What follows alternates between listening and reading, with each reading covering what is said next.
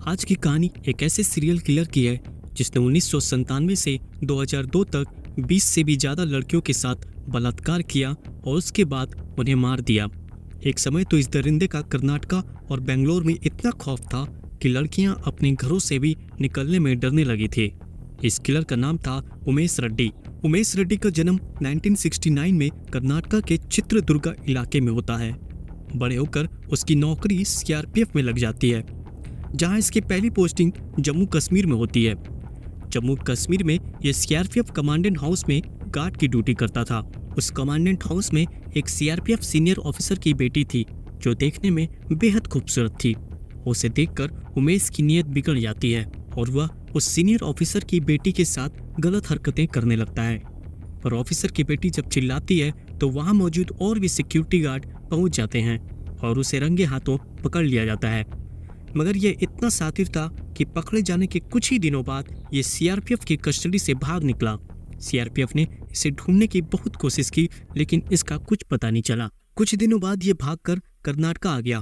फिर 1996 में इसने DAR district arm reserve force में पुलिस की नौकरी ज्वाइन कर लेता है। उसने जो जुर्म किया था उस आधार पे तो उसे नौकरी नहीं मिलनी चाहिए, मगर उसने किसी तरह बैकग्राउंड वेरिफिकेशन को मैनेज कर लिया और नौकरी पाने में सफल रहा। नौकरी ज्वाइन करने के बाद वह पुलिस ट्रेनिंग के लिए मध्य प्रदेश जाता है और ट्रेनिंग पूरी करके वापस कर्नाटका आ जाता है। वापस आने के बाद ये फिर से क्राइम की दुनिया में कदम रखता है। इसने देखा कि सुबह 11 बजे से दोपहर 3 बजे तक घर पे मर्द नहीं होते और औरतें घर में अकेले होती है। वह इसी समय औरतों के दरवाजे पर दस्तक देता और खुद को कभी केबल वाला, इलेक्ट्रिशियन या एड्रेस पूछने के बहाने जबरदस्ती घर में घुस जाता और चाकू की नोक पर बलात्कार करता और फिर उन्हें मार देता और जाने से पहले कहने और थोड़ा बहुत सामान लूट लेता, जिससे लगे कि ये मामला लूटपाट का है। अब इसने इस तरीके से कई महिलाओं के साथ किया, मगर पुलिस इसे पकड़ने में असफल थी। अब जब ऐसी घटना बढ़ने लगी तो बेंगलोर और आसपास के इलाके में लोगों में एक दहशत सा माहौल बन गया कि लोग 11 से 3 बजे तक अपना दरवाजा नहीं खोलते। लोग अपने दरवाजे के आगे लोहे का ग्रिल लगवाने लगे थे। तभी 4 दिसंबर 1996 को कर्नाटका के चित्रदुर्ग शहर में एक 17 साल की लड़की अपने पिता के साथ घर जा रही थी।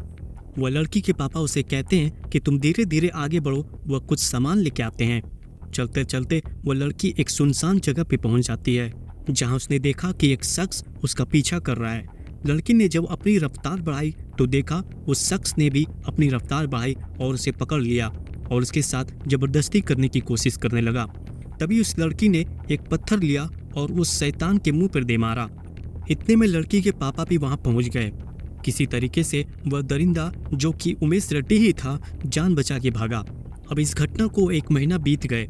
फिर एक दिन DRA पुलिस फोर्स का परेड था, जिसमें उमेश रेड्डी भी शामिल था। इत्तेफाक से वह 17 साल की लड़की भी इस परेड को देखने आई थी। तभी उसकी नज़र उमेश रेड्डी पे पड़ती है, जिसे देख के वह दंग रह जाती है। उसने देखा कि ये तो वही शख्स है जिसने उसके साथ बलात्कार की कोशिश की थी। फिर उस लड़की ने वहां मौजूद सिक्योरिटी ऑफिसर को बताया कि इस पुलिस ऑफिसर ने उसके साथ दुष्कर्म करने की कोशिश की थी।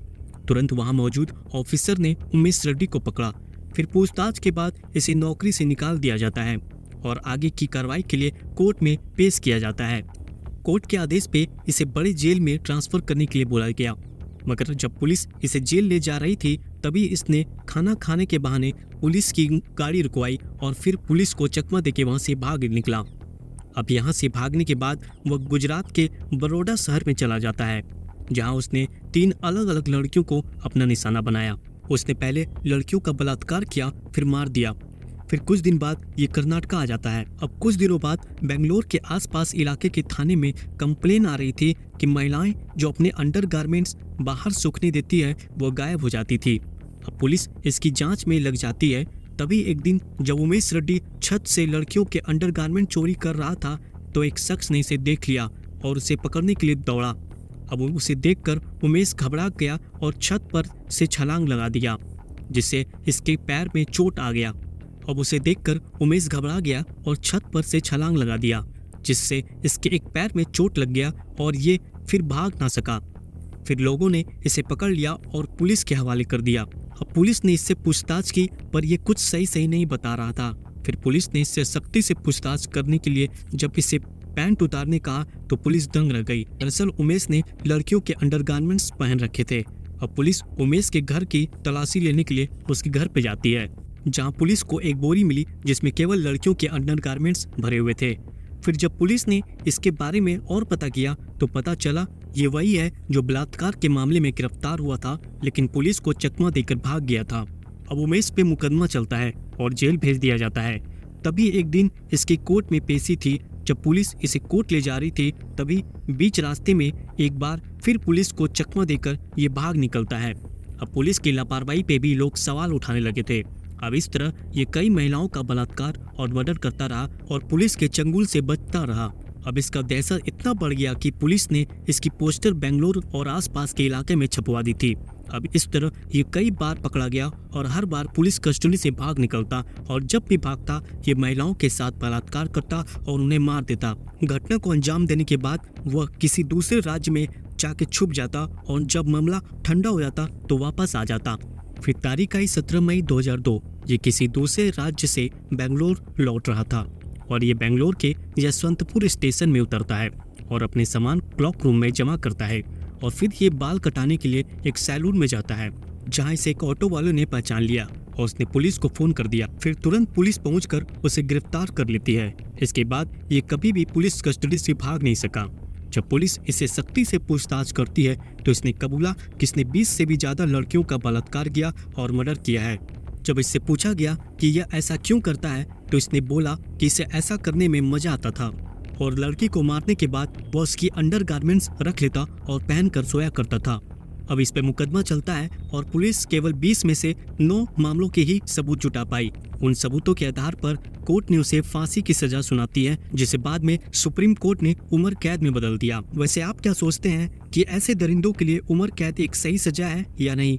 कमेंट बॉक्स में जरूर बताइएगा।